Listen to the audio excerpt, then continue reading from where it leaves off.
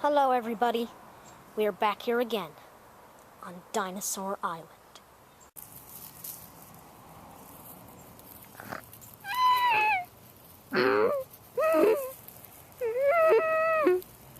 A small female Leptoceratops moves through the brush.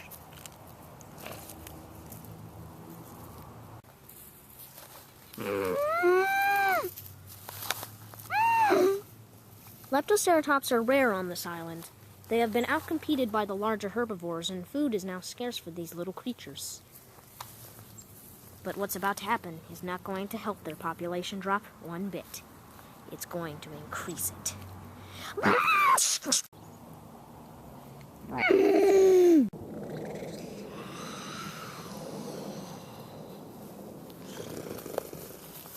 It was Silas. He was the one that killed the Leptoceratops.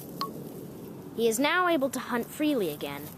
In the last episode, during the short reign of that Cryolophosaurus, much of Silas's food supply dwindled.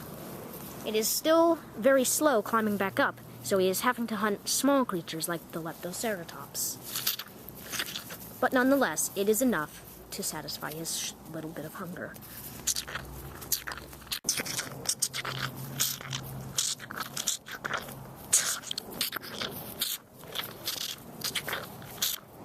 But Silas is not the only one that was hunting this Leptoceratops.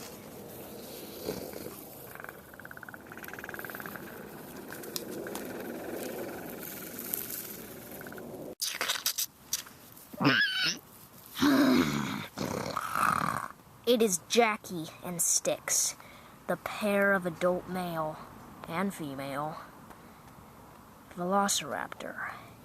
They were hunting this Leptoceratops and were very disappointed when Silas killed it first. They are now preparing to try and steal it from him.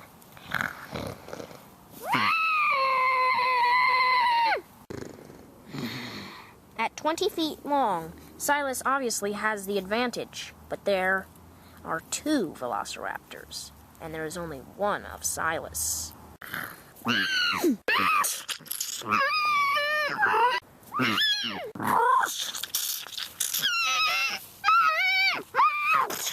Silas manages to throw off Styx, but Jackie is still attacking him. However, now that Silas is distracted, Fred, the juvenile, is stealing the carcass while his parents distract Silas. However, being a juvenile, he is having a very hard time dragging away the carcass, for it is much larger than he is. However, velociraptors are strong and very crafty, and he will definitely be able to pull away the carcass, at least in time.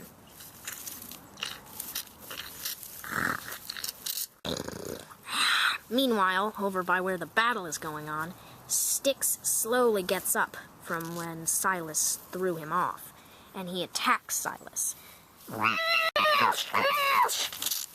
Finally, the combined strength of the velociraptors knocks over Silas. Silas gets up and retreats. The velociraptors have the carcass. They have won it in the battle, and they are now preparing to feast on it. Meanwhile, out on the plains, we see Don and Ian grazing. The loss of one arm has been very, very bad and has been wearing on these two. Over the time without one arm, Ian has become the dominant male, which means if another female were to come along, he would get the immediate mating rights, and Don would not get any mating. But a female, in fact, is about to come into the herd's life.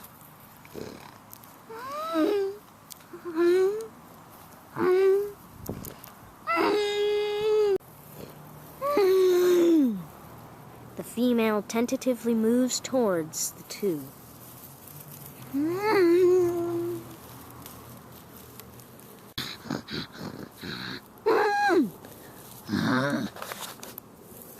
She gets the attention of Dawn, who is immediately excited and rejuvenated to see a female.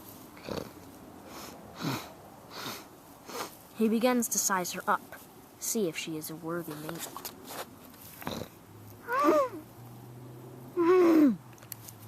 They respond to each other by rubbing their sides against one another. This primitive form of locomotion allows the male and female to size up one another with minimal physical contact. But this physical contact is about to be far more than minimal. Dawn has sized her up and sees her as a worthy mate. However, Ian, being the dominant of the two, is having none of it.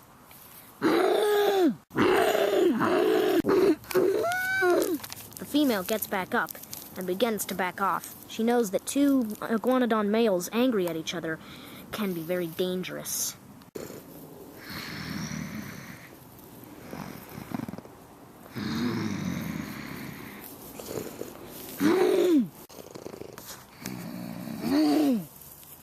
Ian is furious at Dawn, and they begin to fight.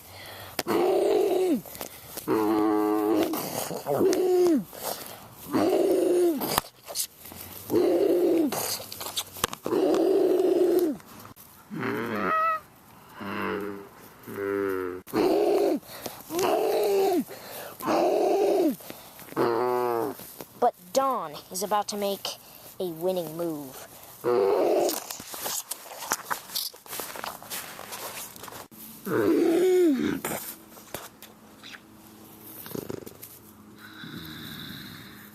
Ian has been thrown over.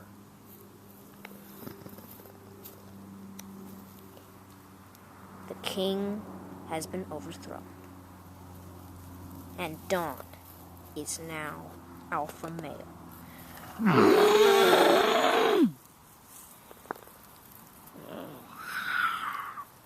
Meanwhile, Silas is searching for a meal.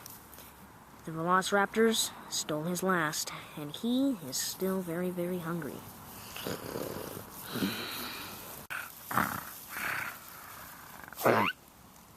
Silas is shocked at what he sees.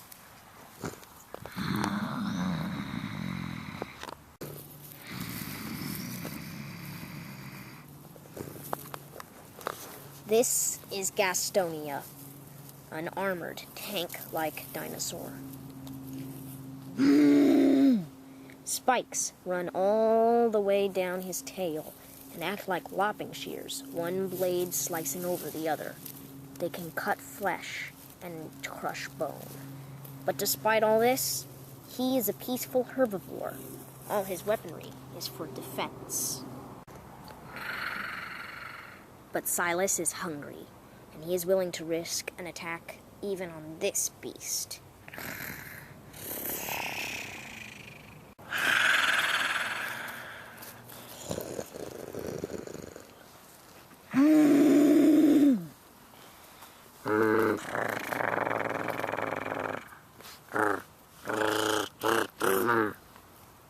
They are near a large hill, and Silas is having a hard time keeping his footing.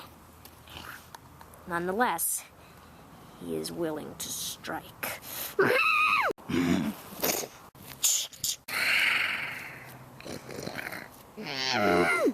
His leg has been badly sliced up by the creature's tail spikes, but Silas attacks again.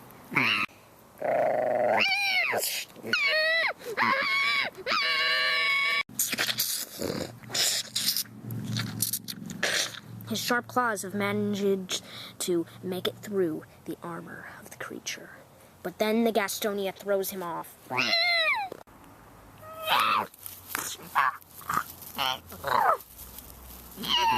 Silas slowly gets back up and lunges at the Gastonia once more.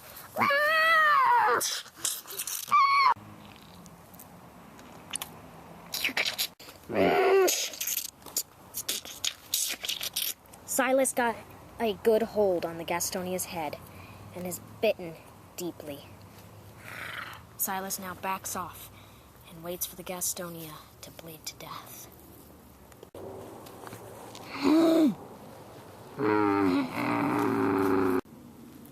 Silas follows the animal's blood trail at a minimal distance.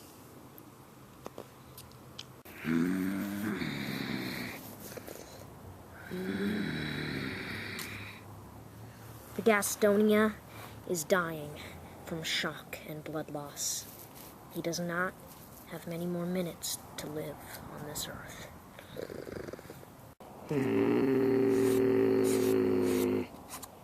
The Gastonia is about to collapse.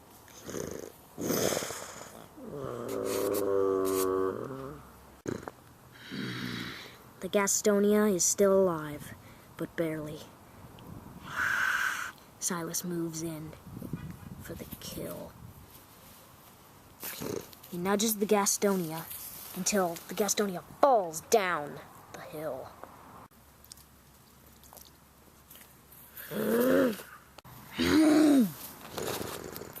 Finally, the Gastonia reaches the bottom of the hill. Silas, with his nimble legs and very athletic nature, was able to climb down the hill easily, and he is now moving in to kill the poor Gastonia.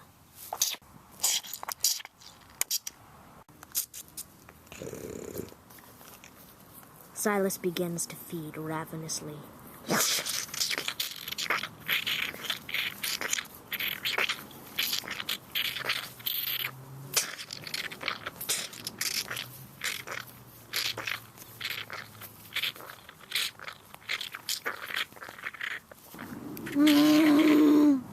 Meanwhile,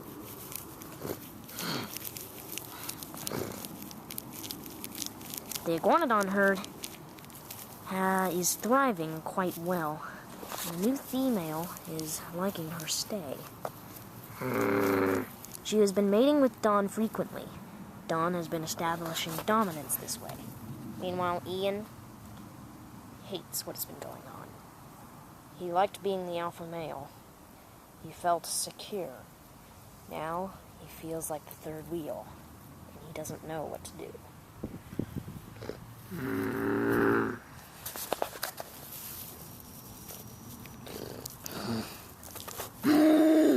But the iguanodon herd will always be peaceful. There will be short squabbles, as we have experienced in this episode, but they will never fall apart. Like the stegosaurs on the other side of the island. The iguanodons are brave, and they are strong, and they will never die. A Spinosaurus goes on a journey to try and find a mate. A Spinosaurus barely survives a series of hardships.